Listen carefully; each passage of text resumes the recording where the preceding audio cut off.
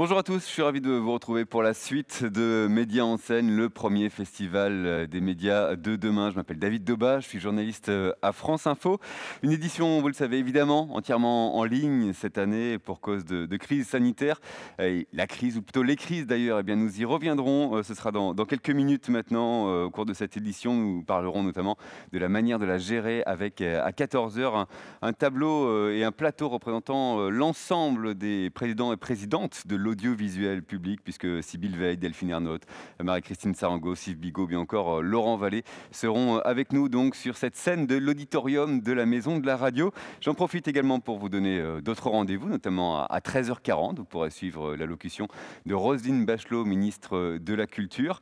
Des rendez-vous que vous pouvez suivre et retrouver même un peu plus tard, si vous le souhaitez, en direct sur le site donc de Médias en scène. Et puis vous pouvez également interagir avec nous, c'est le principe, via le Twitter hashtag Médias en scène. Mais pour l'heure, eh bien, je vous propose de parler de régulation. Depuis plusieurs années maintenant, les plateformes obligent les médias à repenser leur modèle.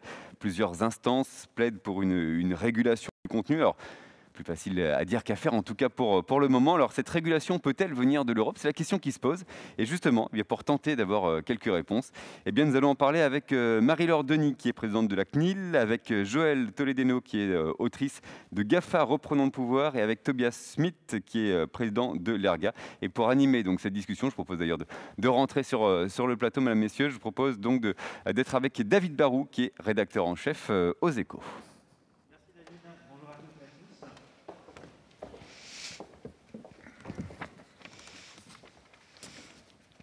Je vous dis bonjour à toutes et à tous qui êtes là à distance. Cette salle est magnifique. C'est vraiment dommage que vous ne soyez pas à nos côtés pour profiter de ce lieu incroyable. Mais ça ne nous empêchera pas de débattre à distance. David vient de présenter le thème sur les GAFA, qui sont à la fois nos meilleurs amis et peut-être aussi d'une certaine manière nos meilleurs ennemis. Ils nous apportent beaucoup, mais ils nous prennent aussi sans doute une part de nous en tant que consommateurs. Ils nous prennent sans doute une partie de la valeur à nous qui sommes des acteurs des médias. Ils sont partis de rien, ils ont constitué des champions aujourd'hui et ils se sont bâtis sur une sorte au départ de vide juridique. Mais les petits acteurs sont devenus colossaux et il est sans doute temps peut-être aujourd'hui de rétablir un rapport de force avec de nouvelles règles. Et une fois que les règles auront été trouvées, il faudra peut-être aussi que des arbitres soient en mesure de les faire appliquer. L'avenir de la démocratie, l'avenir des médias, des sujets vraiment importants en dépendent. Et pour parler de ça, effectivement, David l'a dit, j'ai juste à côté de moi Joëlle Toledano, qui est professeur à Centrale Supélec, qui a travaillé à l'ARCEP, l'autorité de régulation du monde des télécoms, et à qui on doit un livre qui fait beaucoup parler de lui en ce moment, qui s'appelle GAFA, Reprenons le pouvoir. À distance, un peu plus loin, mais pas très très loin, Marie-Laure Denis, qui est la présidente de la CNIL, qui est là pour surveiller, pour nous aider dans un monde digital à protéger nos libertés individuelles. Et puis, un peu plus loin, Tobias Schmidt, qui est à la fois commissaire pour les affaires européennes des autorités allemandes des médias, une sorte de CSA allemand. Et puis, mais il est aussi le président du groupe des régulateurs européens des services de médias audiovisuels, l'ERGA, qui rassemble et qui permet une plus forte collaboration entre les différents CSA nationaux. Les débats seront en français et Tobias bénéficie d'une traduction et lorsqu'il s'exprimera en anglais, vous pourrez aussi à distance bénéficier de cette traduction. Peut-être pour lancer le débat, j'ai envie de passer la parole tout de suite à Joëlle sur c'est quoi le problème? Pourquoi est-ce qu'aujourd'hui on se réunit pour dire qu'il y a un problème? Les GAFA, je le disais, sont nos amis, mais ils sont aussi peut-être un peu nos ennemis par certains côtés. Pour planter un peu le décor, qu'est-ce qui a changé en quelques années et pourquoi aujourd'hui on doit se poser ces questions de régulation? Ce qui a changé en quelques années, c'est que, au fond, on a découvert au début du XXIe siècle Internet, toutes ses potentialités, tous ses aspects positifs. Et puis les acteurs qui sont nés avec, qui se sont développés pour certains d'entre eux, pas tous, mais pour certains d'entre eux, de telle façon qu'ils ont commencé, au fond, à empiéter un peu trop sur la vie des autres, ça peut être en matière de de données privées, ça peut être en termes de partage de la valeur, ça peut être sous des modalités différentes. Et au fond, il y a quelques acteurs, pas tous, mais qui ont verrouillé leur monde économique de façon, au fond, à se rendre inaccessible d'une certaine façon, de façon à ce que les règles normales du droit commun s'appliquent de plus en plus mal ou ne s'appliquent plus, et qui fassent eux-mêmes la loi dans leur monde. Alors tous les jours, on en a des exemples. Ils s'appuient évidemment sur les fondamentaux de l'économie numérique, mais ils en ont fait un peu leur bras armé, leurs outils. Et le problème, c'est celui-là. C'est comment on fait pour effectivement continuer à bénéficier de tout ça, mais dans l'intérêt général et pas uniquement dans leur propre intérêt. D'accord. Est-ce qu'aujourd'hui, on peut dire qu'il y a des abus caractérisés? On voit aussi beaucoup d'effets bénéfiques. Sur quoi est-ce qu'ils sont, selon vous, les plus critiquables aujourd'hui, au-delà de tout ce qui nous apporte de positif et des services qui sont souvent en plus gratuits ou qui ont permis de développer la concurrence? Alors, s'ils ont employé souvent les mêmes méthodes, en réalité, chacun d'entre eux fait la loi dans son monde à lui. Donc, il n'y a pas de... Je ne vais pas pouvoir vous dire, voilà ce qu'en gros, pour simplifier, les GAFA font ou ne font pas. Si vous regardez le monde de Google, vous allez trouver un certain nombre de problèmes, mais vous pourriez en parler mieux que moi en matière de presse, par exemple, de partage de la valeur, mais toute une série d'autres. Derrière, il y a souvent des contentieux, des choses comme ça. Si vous parlez du monde de Facebook, ça va être un autre, et on pourra rentrer, là encore, certes, il y aura les aspects publicitaires, mais pas seulement. Amazon, encore autre chose. Alors, aujourd'hui, en ces derniers temps, on en parle beaucoup en France en ce moment. Ouais. Bon, voilà, mais là encore, à chaque sujet, à chaque monde économique, vous avez des problèmes spécifiques liés au modèle économique qui sont mis en place. Sachant que, au fond, ce qu'ils ont en commun, c'est qu'ils ont créé des barrières telles que les États n'arrivent plus, avec les outils dont ils disposent, à effectivement définir des règles et, une fois ces règles définies, pouvoir les appliquer. Passer la parole à Marie-Laure Denis. La CNIL, alors j'aurais dû revoir mes fiches avant, mais je crois que la CNIL existe depuis sans doute les années 70, ou peut-être autour de là, je dirais. Vous avez été créé... 70. Avant Internet et avant les GAFA. À partir de quand on a commencé, du point de vue de la CNIL, de se soucier ou de regarder attentivement ces acteurs, à se dire que même s'ils apportaient beaucoup de choses positives, il fallait aussi surveiller en partie? Et à partir de quand on a commencé à se dire qu'il fallait peut-être construire une jurisprudence qui leur soit spécifique? Quand est-ce qu'on est passé on a noté quelque chose et on s'est dit il faut qu'on agisse? Je vais vous donner un exemple très concret à la limite pour illustrer ce que je vais dire. En 2017, par exemple, la CNIL a infligé une sanction à Facebook d'environ 150 000 €, qui était le maximum qu'elle pouvait faire à l'époque avant l'entrée en vigueur du RGPD en mai 2018. Et en janvier 2019, par exemple, la CNIL a prononcé une sanction à l'encontre de Google, qui a depuis été d'ailleurs validée par le Conseil d'État, de 50 millions d'euros pour des problèmes de transparence en matière d'information. Alors naturellement, les montants doivent s'accompagner d'injonctions, voilà, pour que tout ça soit efficace. Mais ce qui s'est passé entre-temps, c'est l'intervention du RGPD, de ce règlement général sur la protection des données, qui a la vertu quand même assez inédite pour l'Europe d'être extraterritoriale, c'est-à-dire que dès lors que les entreprises ciblent les citoyens européens et leurs données, même si elles n'ont pas leur siège social au sein de l'Union européenne, elles doivent respecter le RGPD et mettre en place en quelque sorte cette bulle de protection qui s'applique aux données en Europe. Et le RGPD donc met sur un pied d'égalité en termes de sanctions les petits acteurs et eux, puisque ce montant de sanctions est maintenant calculé en pourcentage du chiffre d'affaires mondial des entreprises et peut aller jusqu'à 4% de ce chiffre d'affaires. Et le RGPD, en fait, réaffirme un certain nombre de droits fondamentaux de l'individu à l'ère numérique. Donc, il apporte des garanties qui doivent aussi être respectées par les GAFAM en standardisant le niveau d'information qui doit être fourni aux personnes. À quoi vous allez collecter mes données, à quoi cela va-t-il servir, qui va en être destinataire, est-ce que je suis d'accord, est-ce que je vais consentir.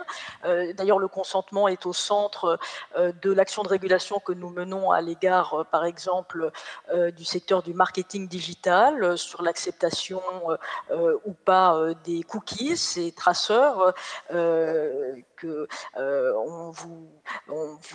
qui permettent de tracer votre navigation sur Internet si vous les acceptez. Et il offre aussi la possibilité de plaintes collectives qui permettent de réduire l'atomisation de l'individu face au numérique. Et par exemple, dès le 26 mai 2018, des associations telles que la Quadrature du Net, la Ligue des droits de l'homme ont diligenté des plaintes collectives à l'encontre des GAFAM, Google, Facebook, LinkedIn, Apple et Amazon pour l'autorité luxembourgeoise.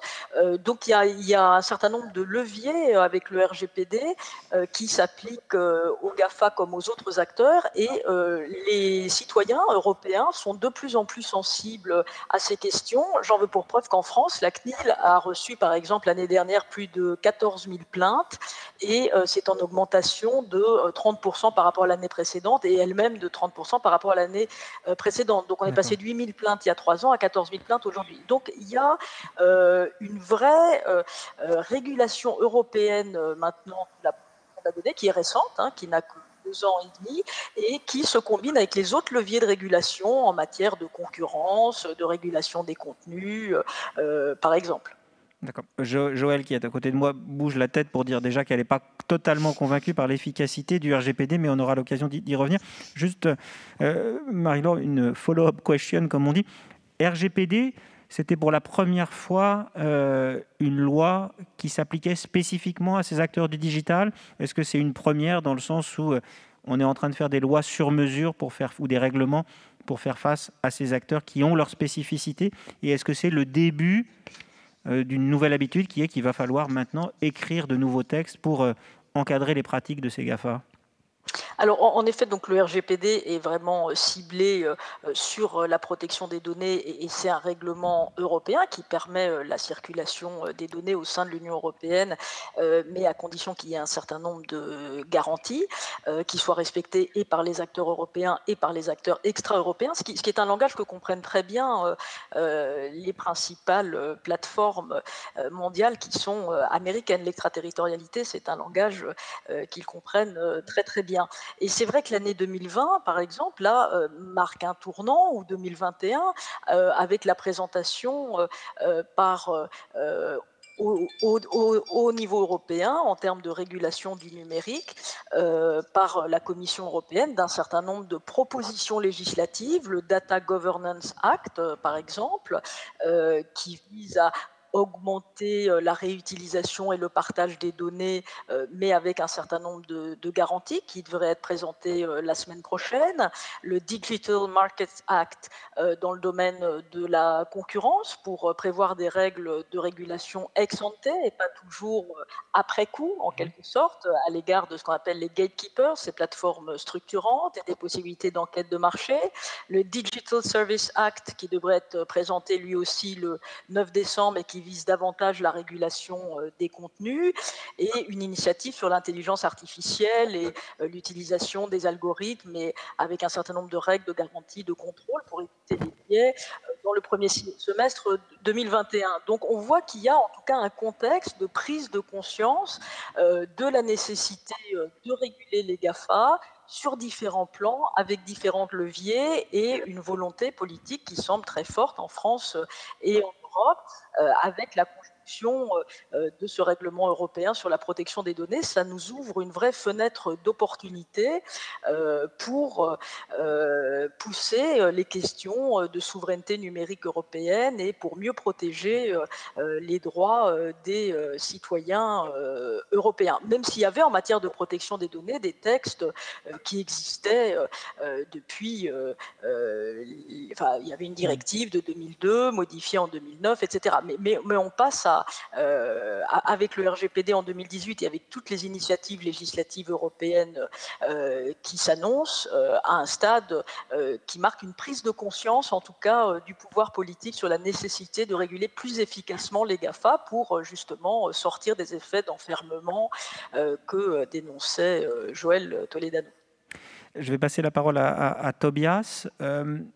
Vu de votre point de vue, vous diriez que depuis combien de temps les acteurs du monde des médias ont pris conscience que les GAFA, et dedans je rajouterais peut-être aussi Netflix, donc quand on parle des médias et de l'audiovisuel, Netflix est aussi un acteur qui apporte son lot de perturbations. Depuis quand les médias ont pris conscience que les GAFA n'étaient pas que leurs amis, mais pouvaient être aussi leurs ennemis et qu'il fallait que la régulation vienne les aider? De quand date la prise de conscience? First of all, I hope you can hear me, and thanks a lot for the invitation. It's an honor to participate. And thanks to Merci pour l'organisation et merci pour la traduction également, qui est fort utile. Alors, pour revenir à votre question, c'est une très bonne question. Je pense que la vraie question, c'est plutôt... renvoie plutôt aux commentaires précédents. Quand la société a-t-elle réalisé cela? Je pense que c'est aux alentours de 2017-2018, avec la Data Protection Act au niveau européen. Il y a également eu un certain nombre de lois en Allemagne portant sur le sujet,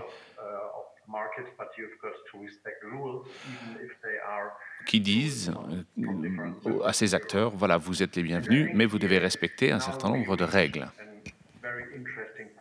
Je crois qu'aujourd'hui, on est arrivé à un point très intéressant, et cela le deviendra encore plus en 2021, avec les travaux notamment de la Commission européenne.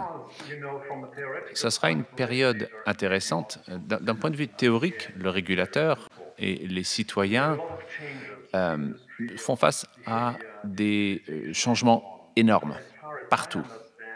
Et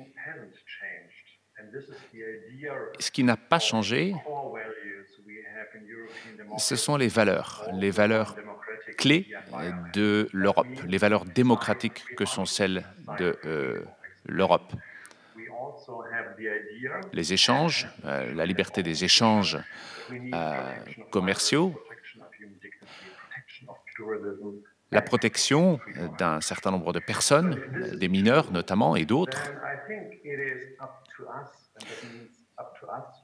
Il nous appartient donc, et lorsque je dis nous, je pense aux Européens, eh bien, d'ajouter un aspect supplémentaire à la situation, notamment avec les GAFA, à savoir une liberté constitutionnelle.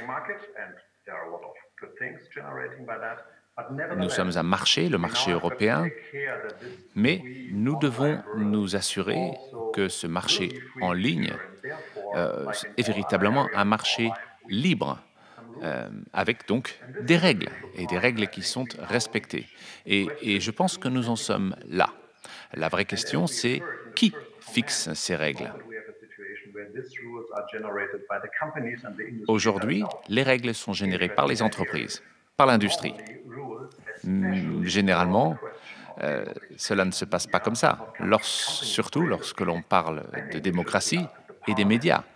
Il me semble que ce serait plutôt au Parlement de prendre ce type de décision et de définir les règles, à l'Europe donc. Si nous le faisions, si les États membres, la France, l'Allemagne, les autres étaient capables de mettre en place de telles règles, dans ce cas, je pense que nous pourrions aller vers du meilleur. Et effectivement, les GAFA deviendraient de véritables partenaires. Donc, la réponse doit venir du Parlement. Les règles sont fixées par les parlements. Les industries se doivent de respecter les règles, tout simplement.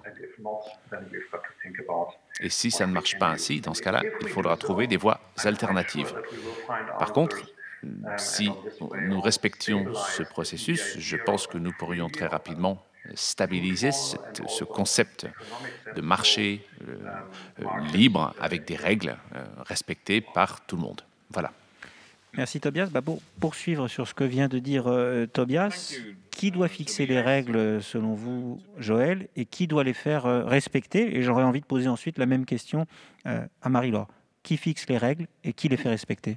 Je crois que Tobias a parfaitement raison. C'est le Parlement, les pouvoirs exécutifs, l'ensemble des responsables politiques qui sont en charge de la fixation des règles dans un État démocratique. Certainement pas les entreprises. Donc, ces règles doivent être fixées. J'y ajouterais, vu les enjeux, qu'il faudrait que ces règles et leur établissement permettent de vrais débats dans les différents pays de l'Union, parce que c'est des règles qui les concernent et qu'il faut qu'ils les comprennent. Il y aura peut-être des réactions face à ces règles qui seront liées au fait à une mauvaise compréhension des objectifs de ces règles. On l'a pu le voir au moment de la directive copyright. L'ensemble des parties prenantes n'étaient pas tout à fait sur la même longueur d'onde. Donc, directive copyright qui doit permettre aux éditeurs de presse d'obtenir une rémunération lorsque les sites internet comme Google référencent leur contenu. Exactement. Et ces sites sont capables effectivement d'activer éventuellement des intervenants qui ne sont pas les médias habituels, en leur indiquant que éventuellement ces nouvelles règles sont contre eux et générer donc des réactions. Donc je pense que ces sujets-là imposent de vrais débats démocratiques. Mais c'est évident, à la fin, les lois sont votées. Et ce que je pense en plus, et c'est peut-être là, vous disiez tout à l'heure que je hochais un peu la tête, c'est vrai, mais... Sur RGPD, on pourrait y revenir spécifiquement. J'étais pas filmé, donc c'était avec moi-même. Effectivement, les régulateurs ont l'habitude de dire que le diable est dans les détails. Au cas particulier, les détails, c'est la mise en œuvre et comment on les fait respecter. Sans vouloir embêter Marie-Laure Denis, qui je pense sera d'accord avec moi, il se trouve qu'il y a toute une série de choses qui sont formidables dans le RGPD. Il y en a une qui est un peu moins formidable, c'est qu'elle prend globalement ce qu'on appelle en jargon la règle du pays d'origine, et que beaucoup des plaintes dont parlait Marie-Laure Denis tout à l'heure, elles sont en caléminé, pour l'instant, en caléminé, j'exagère. Elles se hâtent très lentement. Donc pays d'origine, ça veut dire que c'est traité dans le pays où l'entreprise a son siège social européen. Et donc vous avez ce qu'on peut appeler le regulatory shopping, c'est-à-dire qu'une entreprise étrangère en particulier, elle va choisir le pays moins disant en matière de règles ou en matière d'application de ces règles. Et évidemment, toute une série de plaintes contre les grands acteurs sont aujourd'hui bloqués, à tel point que malheureusement, ce qui est dans les grandes lignes plutôt une bonne réglementation a conduit dans un premier temps à ce que les grands acteurs en profitent pour faire leur propre police sur ce qui se relèverait du monde effectivement des données privées ou pas, et que si vous prenez les parts de marché des GAFA aujourd'hui en ce qui concerne la publicité ciblée, elles étaient déjà très élevées avant le RGPD, elles sont encore plus élevées parce que les plus petits tiennent moins le coup, si vous voulez, que les plus gros qui font du judo. Donc, tout ça pour illustrer, indépendamment des aspects qui ont permis au RGPD de se développer de par le monde d'ailleurs, il va falloir que ces règles soient appliquées par des acteurs qui ont des pouvoirs, qui ont des moyens pour exercer ces pouvoirs. Et ça, c'est, me semble-t-il, aussi important, une fois qu'on aura les bonnes règles, que les règles mêmes. Donc faire voter des lois et ensuite se donner les moyens de les faire appliquer. Tobias, vous voulez réagir tout de suite peut-être, et ensuite je vois un signe de main qui veut peut-être dire que vous voulez dire quelque chose, et ensuite je repasse peut-être la parole à Marie-Laure. Tobias, vous voulez ajouter quelque chose maintenant? Yeah, thank you very much. I think this is really an important point, and I'm very grateful that this comes up because, indeed, beside the rules, we always have the question of Il y a how to execute. les règles, mais effectivement, la vraie question, c'est comment ces règles sont-elles exercées et respectées.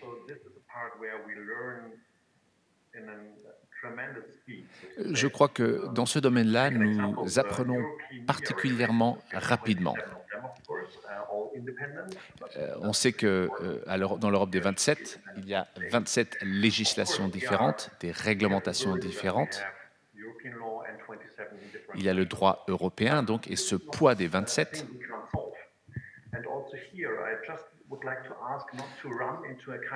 Et je pense qu'il ne faut pas tomber dans le piège, cependant, de la complexité. C'est complexe, mais pas tant que cela.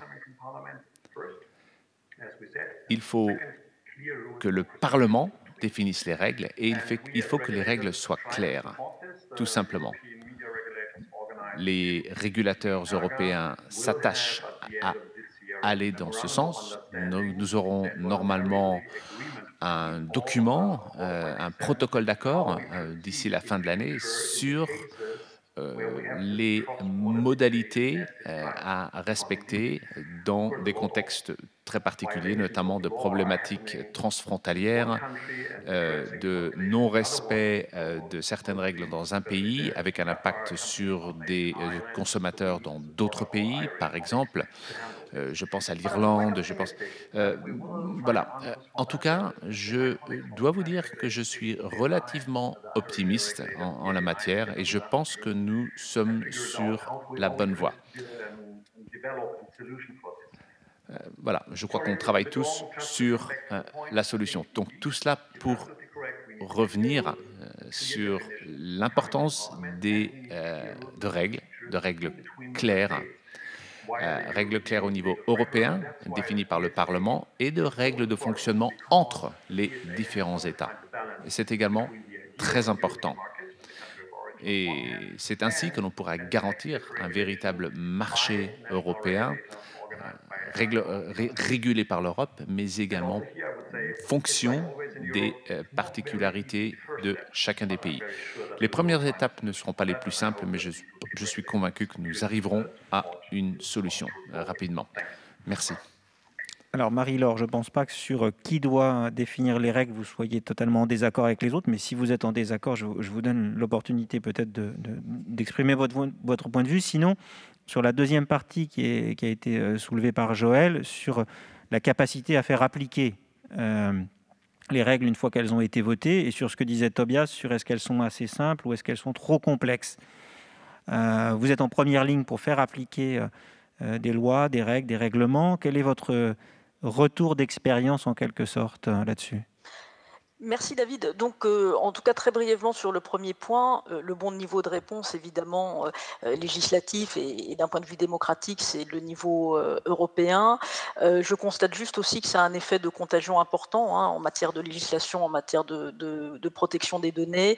On voit que depuis la mise en œuvre du RGPD, il y a soit une mise à jour dans un sens plus exigeant et de renforcement des droits des individus dans un certain nombre de pays qui s'alignent sur le RGPD. Je pense au Japon, qui a signé aussi un accord de libre-échange avec l'Union européenne il y a un peu plus d'un an, la Corée du Sud, l'Australie, la Suisse, la Tunisie, et certains pays qui n'avaient pas de législation en matière de protection des données et qui, parce qu'ils veulent commercer avec l'Europe et avoir cette bulle de protection qui puisse accompagner les données qui sont transférées en dehors de l'Europe, adoptent des législations. Je pense à la Californie, au Brésil, à l'Inde, par exemple. Là, c'est juste sur la première partie de la question. Sur la deuxième partie, je partage entièrement ce qu'ont dit Tobias et Joël. S'il y a des règles, il faut les faire appliquer au mieux. Je serai moins sévère que Joël par rapport à ce nouveau modèle de gouvernance, de régulation inédit au niveau européen en matière de protection des données, de coopération entre les CNIL européennes avec une sorte d'intégration décentralisée qui implique des changements profonds de méthode de travail. Il y a désormais un guichet unique pour les entreprises. Quel que soit l'endroit en Europe, elles s'adressent à l'autorité de protection des données où elles ont leur établissement principal. Il y a un guichet unique pour les citoyens, qui est l'autorité de protection des données du pays où réside ce citoyen. Donc tout ça est quand même beaucoup plus simple. Il n'y a qu'un seul interlocuteur pour donner in fine des décisions qui s'appliquent à l'ensemble de l'échelle de l'Union européenne.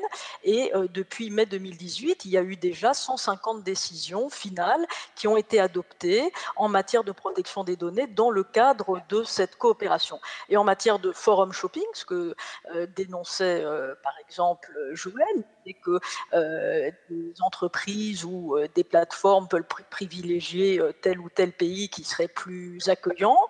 C'est une réalité, effectivement, mais il y a des mécanismes au sein du RGPD qui permettent aux autorités de protection des données qui ne seraient pas d'accord, par exemple, avec l'autorité irlandaise, c'est celle qui était peut-être éventuellement à laquelle pensait Joël, de dire qu'ils ne sont pas d'accord et d'aboutir à une décision concertée. Ça vient de se passer il y a quelques semaines à peine au niveau de l'ensemble des CNIL européennes pour prendre une décision à l'encontre d'un grand acteur du numérique qui devrait être prochainement rendu public. Donc il y a des autorités qui sont lead, qui proposent des sanctions concrètement, et puis les autres autorités dites concernées, et la CNIL est souvent une autorité concernée dans près de la moitié des cas transfrontaliers qu'on a eu à gérer, ont leur mot à dire pour éviter autant que possible ce forum shopping. Maintenant, là où je rejoins Joël, c'est que au-delà des obstacles procéduraux nationaux qui peuvent être invoqués par tel ou tel pays, il nous faut maintenant, et notamment l'autorité irlandaise, franchir les étapes nécessaires à ce qu'il y ait un certain nombre de décisions, de sanctions qui soient prononcées plus largement à l'égard des grands acteurs européens, mais les mécanismes sont là. Il faut bien voir que tout ça, c'est quand même une révolution en 2 ans en termes de culture partagée, de méthodes de travail, et en tout cas, ça va dans le bon sens. Alors, le temps passe très vite. Il y a 2 questions que j'ai envie de vous poser à tous les 3 qui sont à la suite de ce que vous avez commencé à évoquer. C'est, est-ce que quand même la meilleure réponse, ça ne serait pas d'avoir un véritable arbitre européen, un peu comme aux États-Unis, ils ont la FTC, enfin un antitrust à l'échelle d'un continent. Est-ce qu'on ne gagnerait pas du temps en ayant un peu moins d'arbitres nationaux et plus d'arbitres supranationaux à l'échelle européenne qui soient plus forts? Et la deuxième question, mais vous n'êtes pas obligé d'y répondre tout de suite, ça sera celle sur la vitesse et le temps, c'est-à-dire même si ça s'est accéléré, est-ce qu'on n'est pas toujours un peu en retard par rapport au GAFA? Alors sur un super régulateur européen ou un super arbitre européen, Joël? Alors, je pense qu'arbitre et régulateur, ce n'est pas exactement la même chose.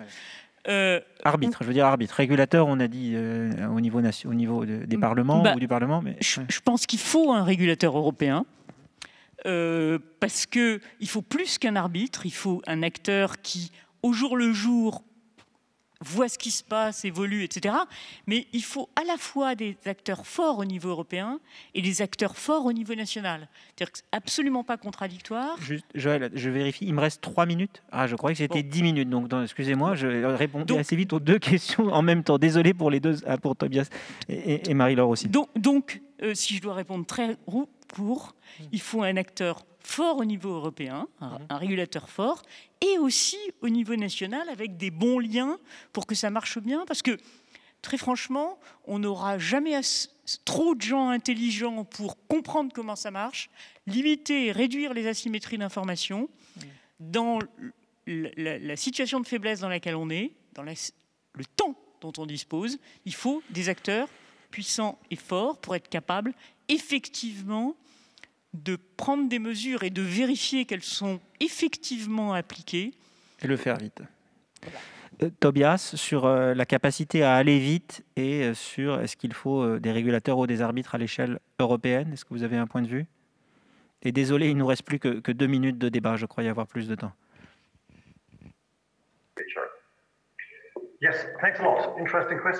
Alors, question très intéressante. Je vais essayer d'être bref.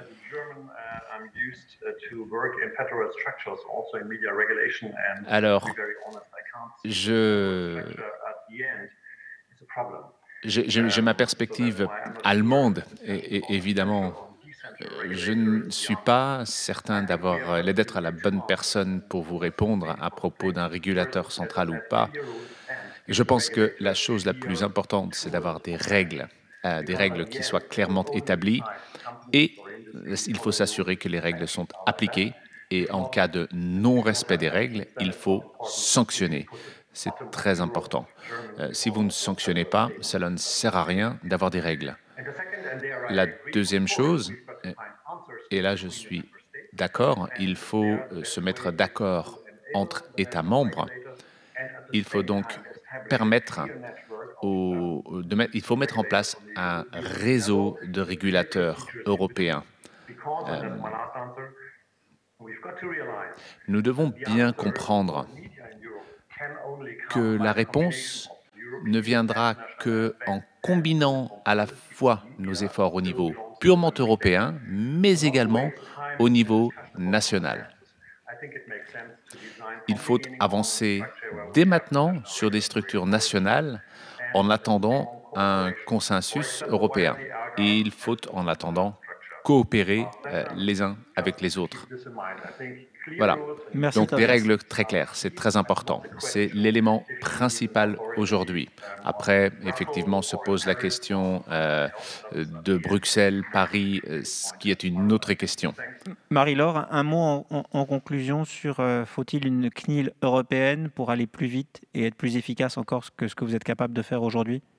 Alors David, en matière de protection des données, nous avons un arbitre européen avec le Comité européen de protection des données qui réunit très régulièrement les CNIL européennes, que ce soit pour harmoniser notre doctrine ou pour prononcer des sanctions transfrontalières.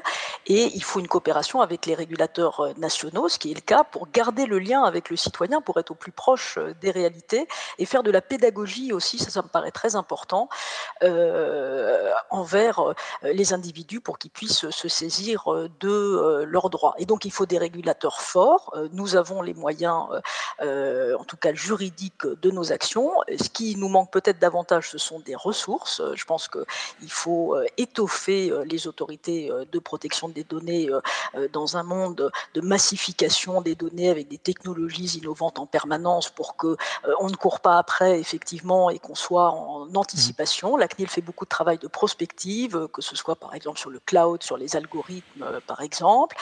Et nous essayons de faire beaucoup d'accompagnement et de pédagogie à l'égard des entreprises. C'est le cas par exemple en matière de cookies ou de ciblage publicitaire, avec des règles qui s'appliquent autant aux GAFA, aux univers logués, qu'aux différents acteurs. Et après, il faut combiner tout ça avec les autres leviers de régulation qui sont, s'il y a des questions concurrentielles qui se posent et d'acteurs dominants. Merci Marie-Laure, merci Joël, merci Tobias. Et je vous dis, restez en ligne pour d'autres débats. Et je repasse la parole à David qui va nous présenter les autres débats à venir sur Médias en scène. Restez branchés, à tout à l'heure.